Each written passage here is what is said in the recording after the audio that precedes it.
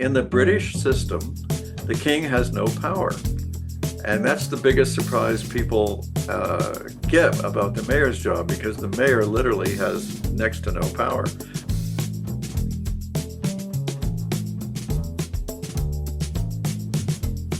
So to commence with, who is Rob Burton? Why don't you tell, for those who may not know, why don't you tell us a bit about yourself and your journey to becoming the mayor of Oakville, really? Well, I became mayor when I was 60, which is an interesting coincidence. That's when Hazel McCallion became mayor. She told me when she was 60, and she served until she retired at 96. That's 36 years. I've been mayor for 18 years, and I do not intend to serve for 36. Okay, wow, wonderful. So could you run us through the typical day of being mayor? What does it look like? Um, Being mayor is different every minute, never mind every day. You are participating with a bunch of other elected people in providing services to the community. And those services are set by the legislature of the province of Ontario. And they range from paving the roads and collecting the garbage and providing buses and planting trees and flowers and operating parks, swimming pools, soccer fields, baseball diamonds, hockey arenas, uh, you name it. Everything that you need to pass your life every day with some convenience and comfort probably comes from the city. We do your daily stuff. Uh, and I apologize for saying daily. We don't collect your garbage every day, but every week. And we don't pave your street every day, but you get the idea. Every day you use the street or the sidewalk or in some cases the bike lane. If you're a high school student, you're able to use for free every day our buses. And not just to get to school, but to get to an interesting place for lunch. Right, 100%. So when you were in high school, how did you imagine your future career to look like? And how does it kind of compare to where you are now? Did you always know that you wanted to be mayor? Oh no, I came fairly reluctantly to the idea. Uh, I in high school, what did I want to do? I'm pretty sure in high school I had no idea what I wanted to do. I knew that I wanted to do something good, and I knew that I wanted to do something that would be interesting and not. I was afraid of being. It's like when I went to high school, it was in the 1960s, and if you're a high school student today, it's probably hard to imagine what life was like in the 1960s.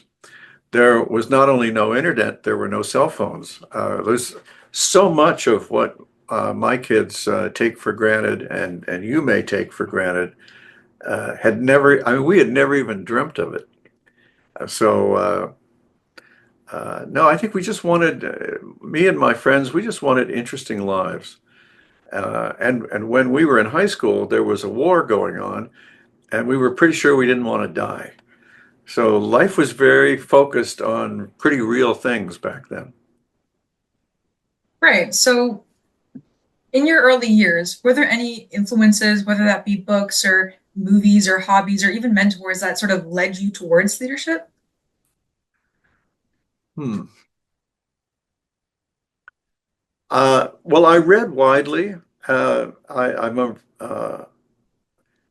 used to joke that my hobby was reading, and my English teacher in high school opened up a world of literature to us and assigned really interesting readings. And then he was a very, very caring and brilliant teacher.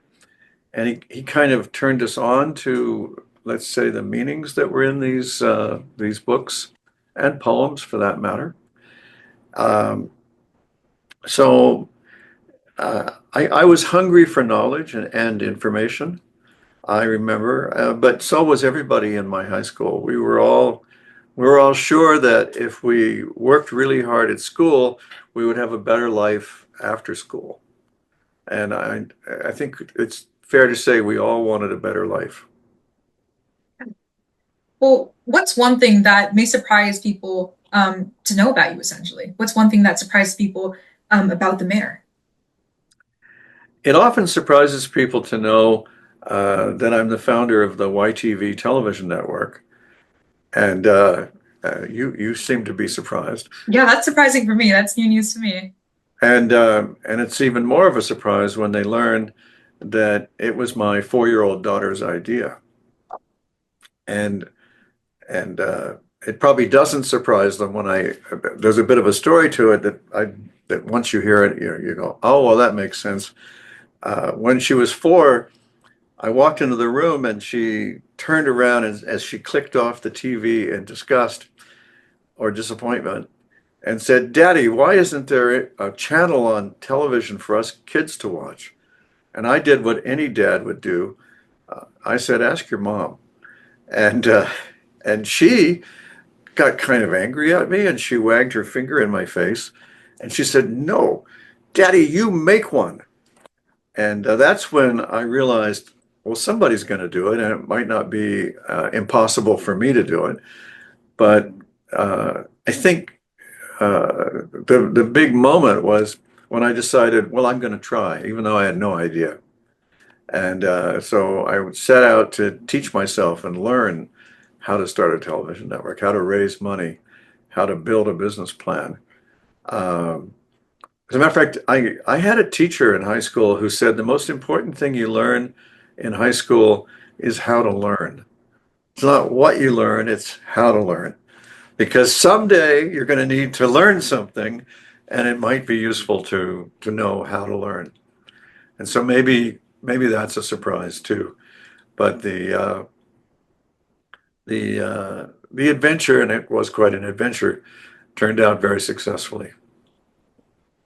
Oh, that's quite inspirational, I'd say. And to kind of pivot a little bit, how do you see Oakville's education system essentially pivoting to meet the needs of today's world? So we live in a society which we call the digital age, and with a rise in AI and technology, and sort of students wanting a more practical, hands-on approach to learning, how does the curriculum change essentially to meet those needs and teach students the real world skills that they need to know essentially?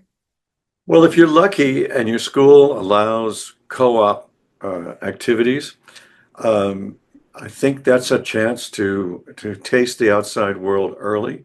When I was in high school, we did not have that.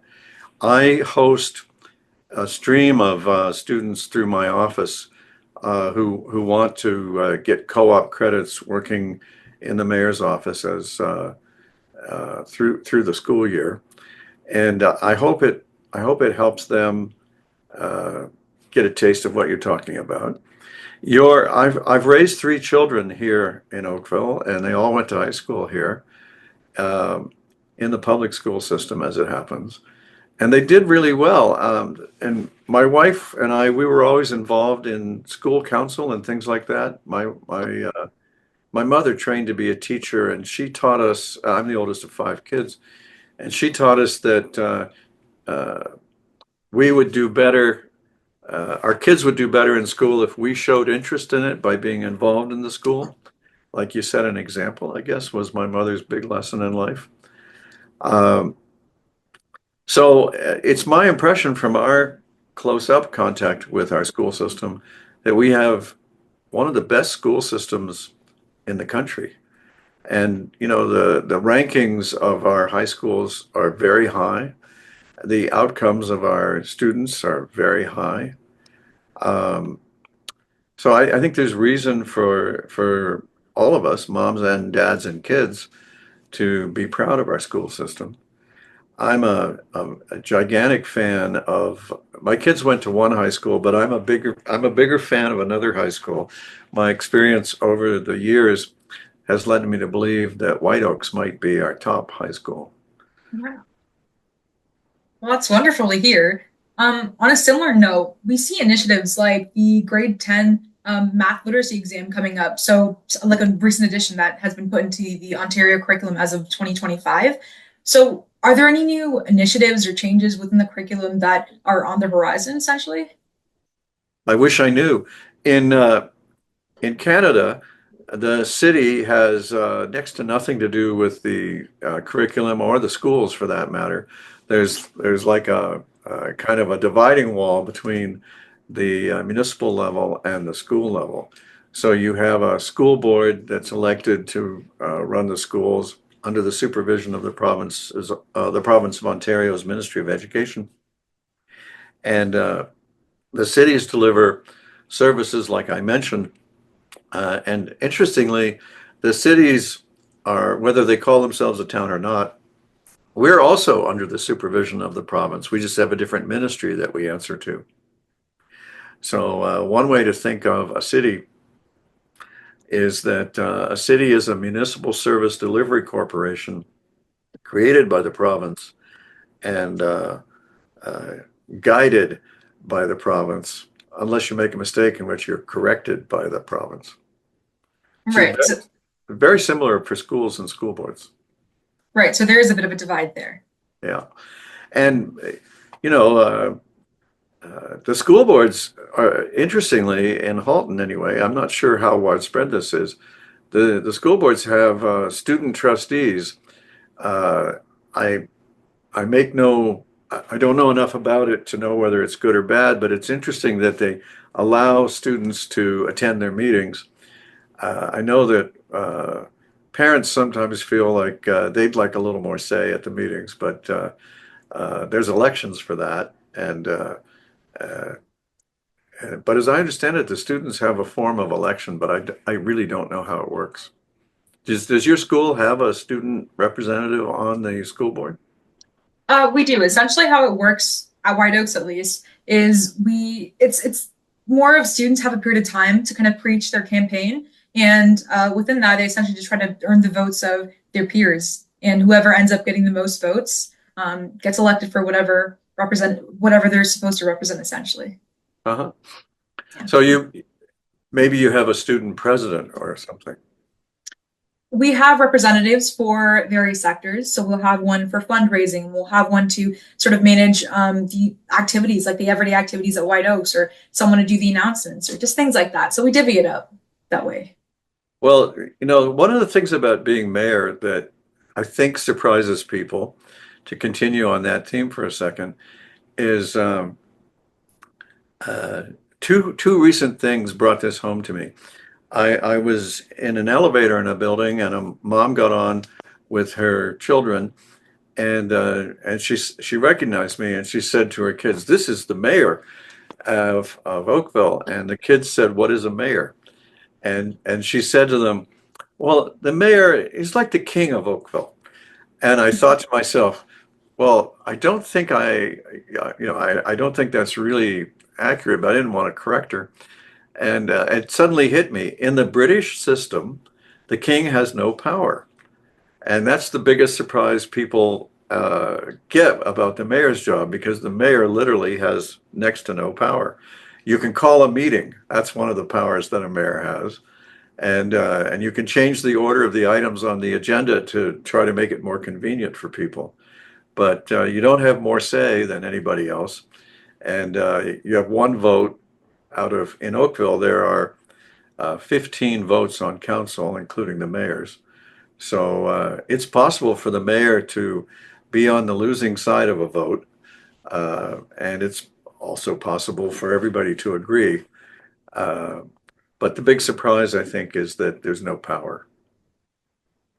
Great. So what's one piece of advice you'd give to students who would sort of want to follow your path into leadership and public service, whether that's in municipal council or whether they want to contribute to local government or maybe even be mayor one day? What would you advise them to do?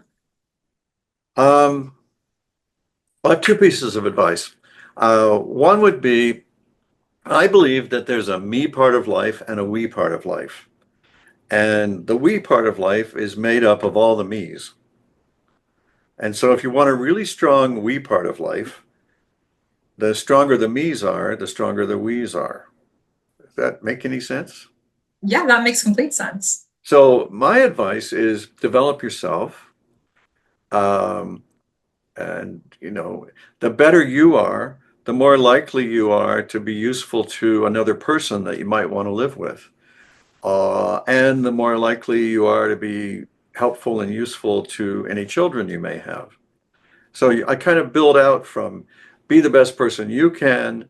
Um, if you want to partner up in life, try to partner up with the best person you can, and building strength. And that takes years. And when you have uh, set yourselves up and you've got as good a life as you can, then you will know stuff that you didn't know when you were a kid, and you'll be in a position to contribute more to the community as an elected person. And so you might want to wait to get into politics until you have sort of established your foundation and your base. I'll say this: there's no real money in politics, so don't go into politics thinking that you're going to get rich. There's next to no possibility of that. So I think that reinforces my advice to build up yourself and your loved ones first. The second thing I would say is um, the only other time I ever ran for any political office and got elected. So I've only run twice for anything.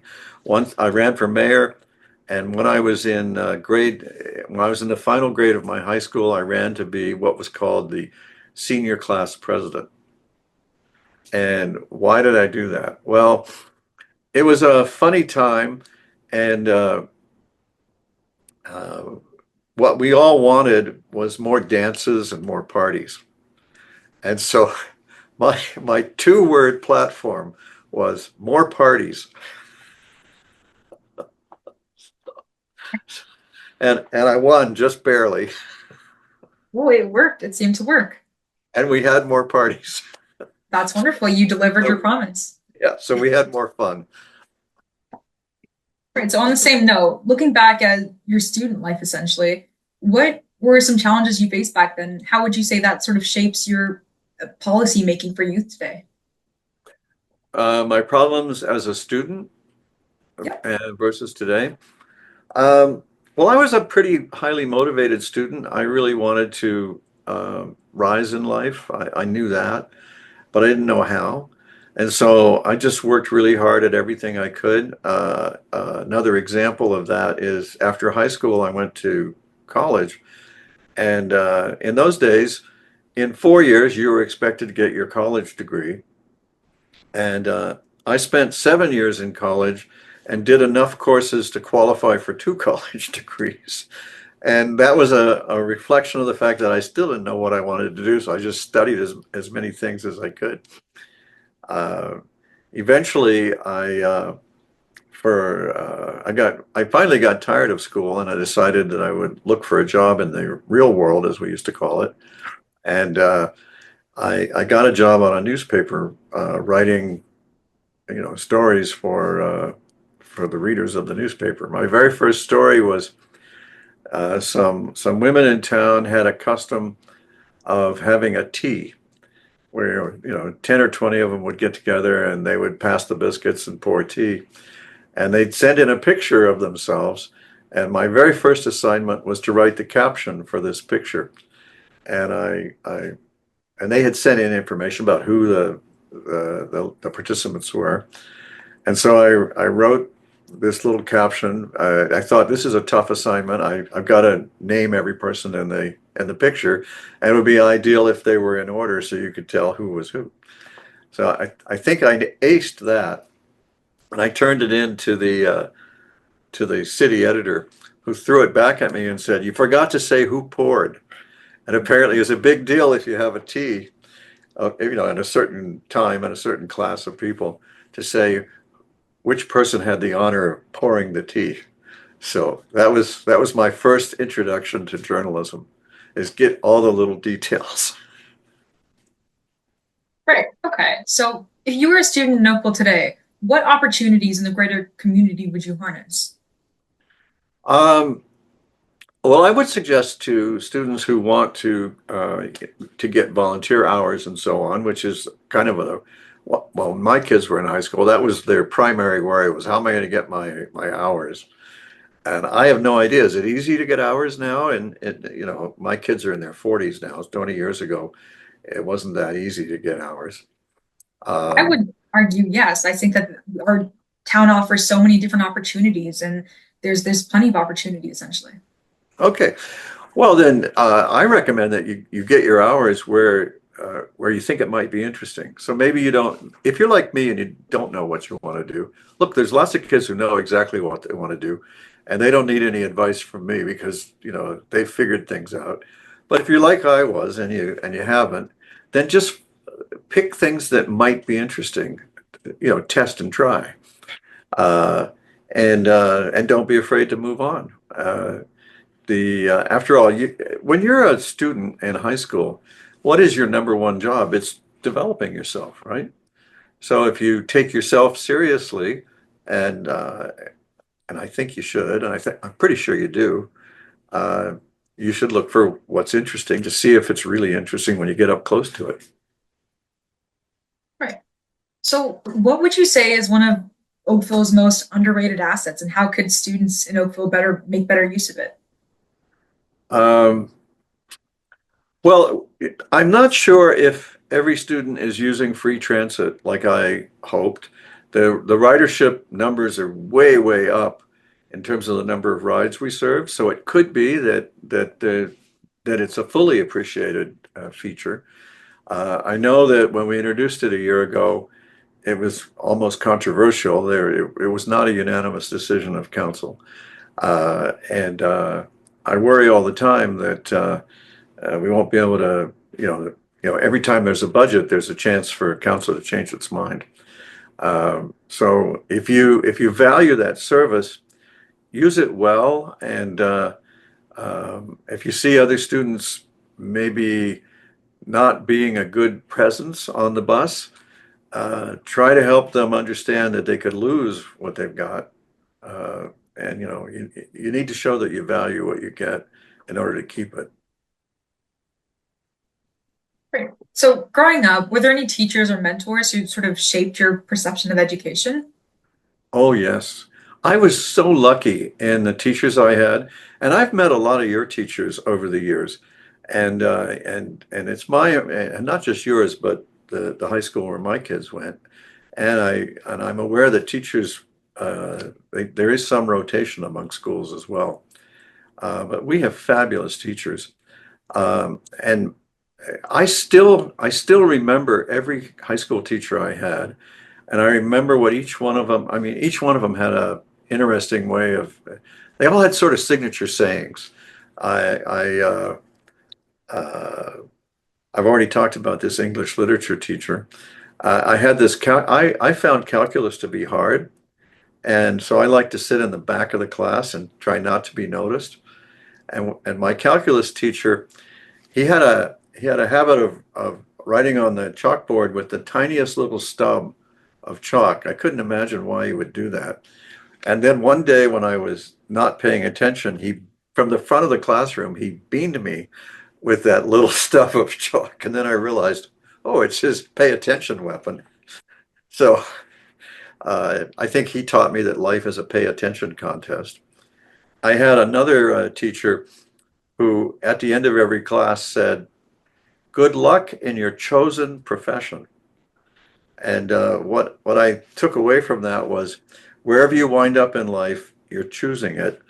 So, don't blame somebody else. If you're worried about who's to blame for where you wind up, you need a mirror.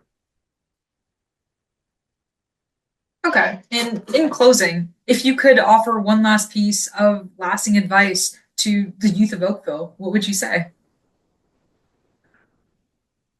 Don't forget to have fun.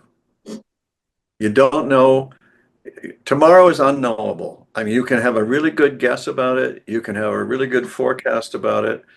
Um, but forecasts can be wrong.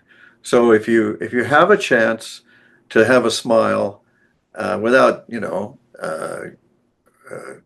completely blowing up the path that you have set for yourself, don't forget to smile. Don't forget to have fun, and enjoy your friends. I think the most important part of high school is the friends you're going to make and keep and carry with you through your life. And you can stay in touch with each other. Right, wonderful. Super simple, but equally as impactful, I'd say. I am a very simple dad, I got to tell you. That's wonderful. That's all we ask. But I mean, in closing, I mean, thank you so much for taking the time out of your busy day once again to have this conversation with me. And it was very insightful, and I'm sure our school community and the greater community as well has so much to take away from this. So it's truly been an honor to host you today. It was good talking with you. You asked good questions.